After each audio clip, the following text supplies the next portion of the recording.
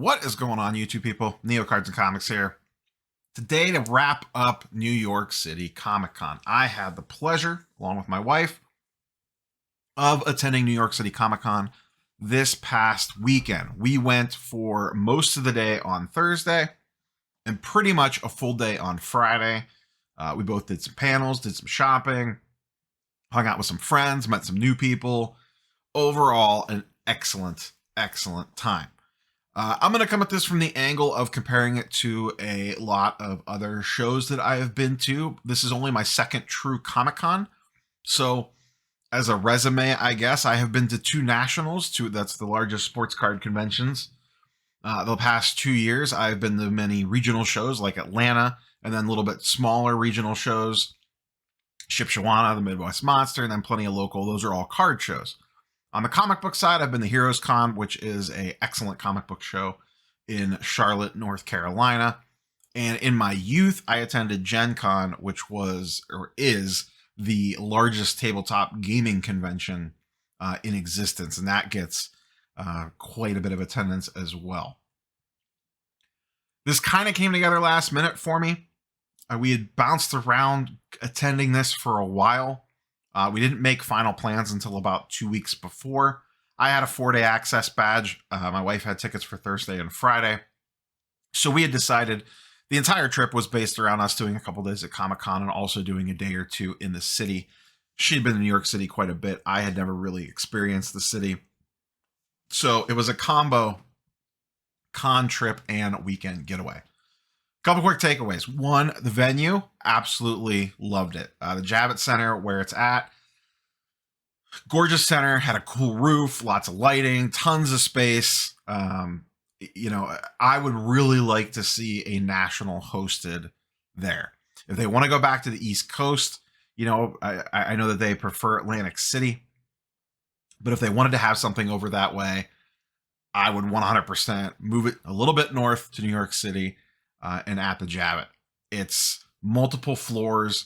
The main show floor, where the actual main con was at, is just as big as Chicago or Atlantic City conference room space, with even more space beyond that. There was a lower floor, which is where Artist Alley was, a tabletop gaming area. A lot of the signers were down there. Celebrity signers, photo opportunities, all that stuff was down there. That would give you more room for show floor for corporate and vendors, like a national level event. And then downstairs, you could have all your TriStar and all your breakers and all that stuff down there. Upstairs was a little bit smaller, but that's where they had a lot of the panels and smaller breakout rooms. And then there was one main room for the larger panels. Show was packed. 4-day show. The attendance for this show was 200,000 people, and the show was basically sold out. So they have a pretty good idea of the numbers that they got through the door. The show Friday, Saturday, and Sunday show was completely sold out, and Thursday was 85% sold out 2 days prior. So I'm assuming Thursday ended up selling out too. From a traffic perspective, Thursday looked like the busiest day at the national. Saturday, Chicago National is what the slow day at Comic-Con looked like. This thing was absolutely insane how many people they popped through the door.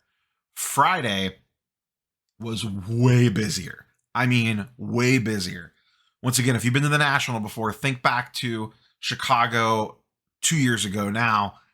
On Saturday, how busy it was in there, that pales in comparison to how busy New York City Comic Con was. I was not even there on the weekend, and I heard the weekend was even crazier. It was just wild, the amount of people that they get through the door.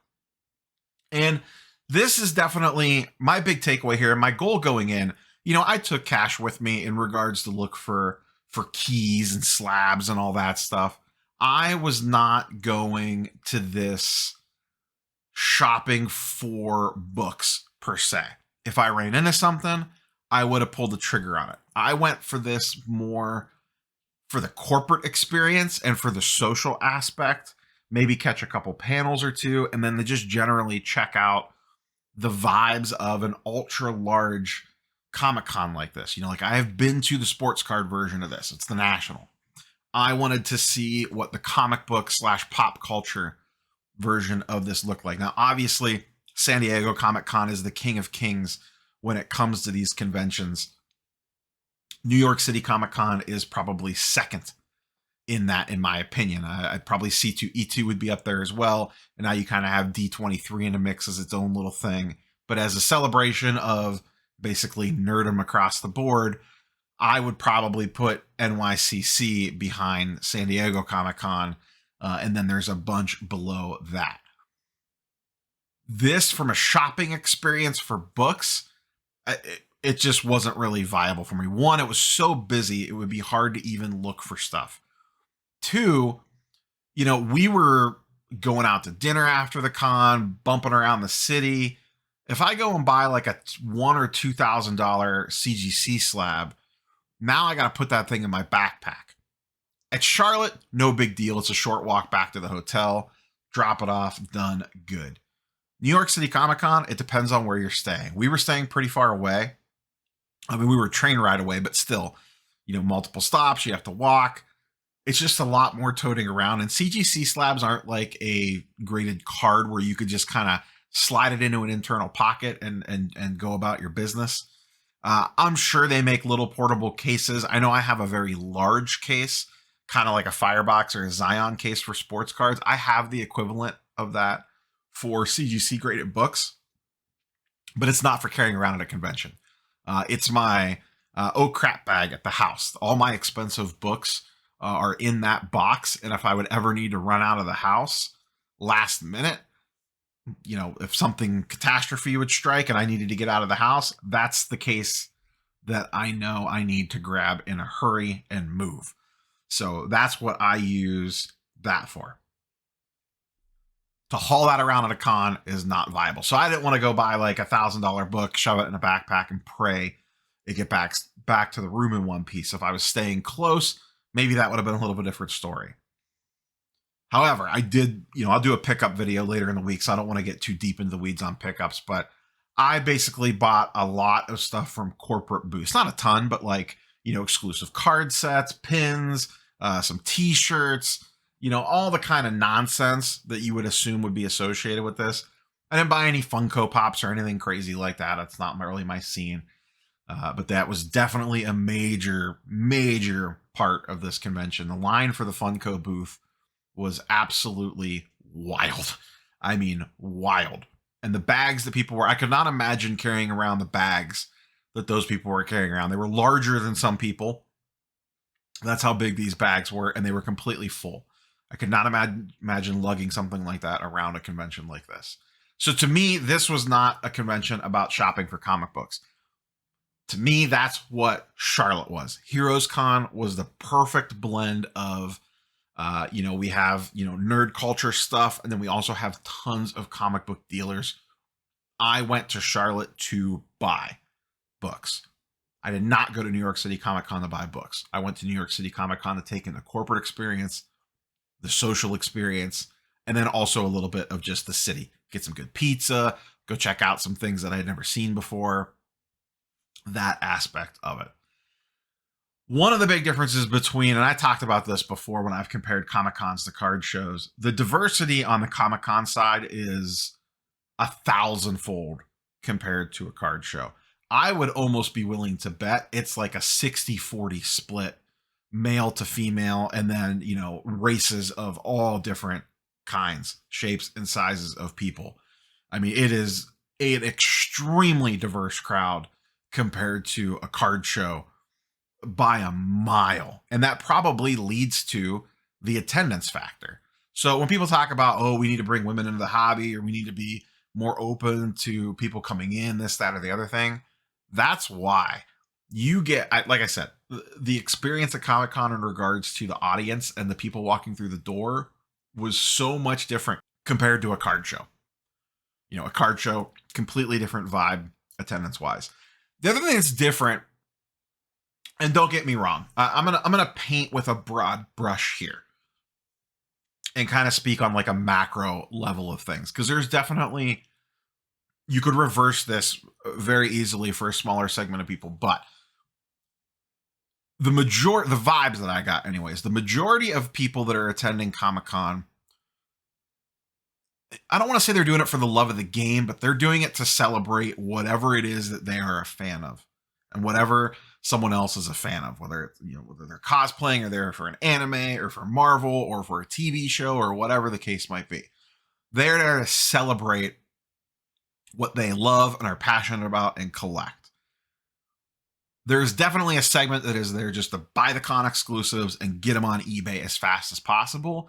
But to me, that feels weighted more towards people there for the love of the game, for lack of a better term. When you go to the National, it feels flipped to me. There's definitely a segment of people that are at a card show because they truly love and enjoy the cards. We all do, or we wouldn't be in it to a certain degree. But they're just there hunting for their grail card or to complete a set or whatever the case might be. To me, anyway, maybe this is just my perspective on it because I fall more into the flipper category.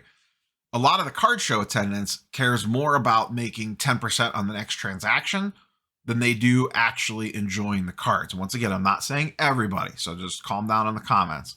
Once again, I'm painting with kind of a broad brush macro level here.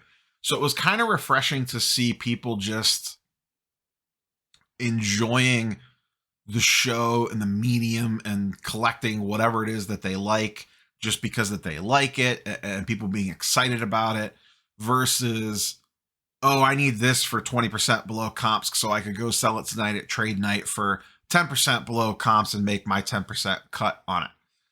And once again, don't get me wrong, there's people at Comic-Con that are 100% there for, I need to get this con exclusive as quickly as possible and get this thing on eBay as quickly as possible so I can help pay for some of this trip or make a profit or whatever the case might be.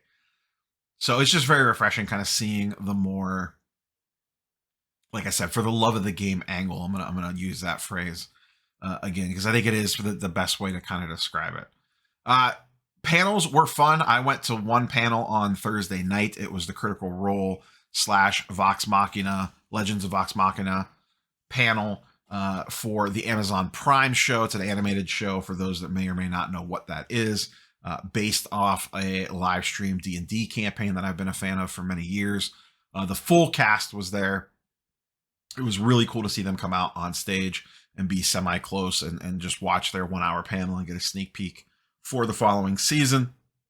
On Friday, I did a box break of Spider-Man Metal with Justin, aka Spidey Hits, and Fausto, aka Norin, aka Sketch, who is the CGC trading card Marvel expert. He invited us to the booth to go behind the booth and break open a box of Spider-Man Metal for their YouTube channel. And then Justin and I did box is not the right term, a pin opening. There are pin packs, and we picked up some of those from the Marvel booth. I'll be showing mine off on the pickups video that I'll do in a couple days. Justin recorded a video of us opening that, posted tonight as of I am recording this. So if you want to see them open live, go check out Spidey Hit's channel to see those opened up. That was really cool. Fun opening those up. And they're very, very nice. Once again, I'll show them tomorrow on the video. And I need one to complete the set. So I got to find someone to trade with, or I'll just have to end up buying it. City was great. I've never really been to New York City before. I've driven past it and slightly through it as a kid, but I've never spent any meaningful time in the city. We got in Wednesday night late. Thursday, we got up, did the World Trade Center tour and spent some time down that end of town, and then went into the convention, grabbed some lunch, and then went into the convention. Friday, we were pretty much in the convention all day. We grabbed a very early lunch on Friday before entering the show floor, and then grabbed a late dinner when we got out of there. And then Saturday, like I said, I had a 4-day pass, so I could have gotten back in if I wanted to, but the wife did not have one, and I was kind of burned out after 2 full days of New York City Comic-Con. And we just kind of explored the city. Little Central Park, little Times Square, dinner, lunch, tried out some pizza, some art exhibits. Just kind of bummed around town and took in as many sights as we possibly could in a full day, and then caught a late dinner and then headed back to the room. We were pretty wiped out. And then Sunday, we headed home. Would I go back again? Yes, I would. I don't know that I would attend every year, Part of the problem is the timing. As you can see on the screen, this convention typically runs in October. That's typically a time that we like to go on our little, fall getaway. We like to travel up to New England and New Hampshire and Vermont that time of year, Maine, Boston. We love that section of the world in the fall. So maybe we could tie in going to, Comic-Con for a day on the way up to that general neck of the woods. I would definitely like to go back, but like I said, I don't know if I would make it a yearly thing. Maybe in every other year, every couple of years, I would go back. I would for sure reattend this again. I would definitely go back to Heroes Con again. And in fact, I unless there's something that comes up, I fully plan on attending Heroes Con again next year. Like I said, that was much more, for me anyway, this is just once again my approach. Heroes Con was much more about going and, hunting for books, looking for deals, making deals on CGC graded books. This was not, New York Comic Con was not about that for me. I saw some prices, the couple that I looked at, I thought dealers were priced kind of high. I was talking to Reggie Collects. He was set up at the Short Box booth along with Doug Bratton and then his artistic team for his self-published comic book Isolation. And we were chatting and I said, he joked, he said, I might do a video on that. This is a good idea. So spoilers for a potential Reggie Collects video. If he doesn't give me credit, which I know he will, but I said, when I walk a show floor at a Comic-Con like this, and I do the same thing at a card show, I have a couple common things in my mind, and I use that to judge how the dealer pricing is. For comics, it's ASM 50 and it's ASM 129 in like a 5 to 7 range. 2 reasons why. Those covers stand out, both of them. You could spot them a mile away. Those books transact fairly often. So it's very easy to know about what those books should be priced at if they're on a wall. So when I walk down an aisle and I see a bunch of books on a wall and I see those 2, and almost every dealer has one or the other, if not both, I immediately look at those and see how they are priced. If those are competitively priced, then I know that that dealer has relatively, current pricing on their books. I'm not saying it has to be like under comps, but if it's, 75% over or double in some cases, if the book sells for 1,000 and they have it listed for 1,500, I know, okay, we could kind of keep the party moving here. So I'd recommend pick a couple key books or cards. I do the same exact thing with cards, by the way. Memorize them in your head, pick ones that are common that pop up a lot, and it just gives you a very quick glance at it, 30 seconds, cool. This dealer's in line, slightly over, maybe he's in line with contacts or whatever. Or maybe he's way not even in the realm of being realistic on a price. And then you kind of know how to approach things, or maybe when you look at other stuff. So that's my general rule of thumb for stuff like that. But overall, had a fantastic time. 100% would attend again. Look forward to my pickups video in a couple days, and we will catch you guys and girls on the next one. Peace.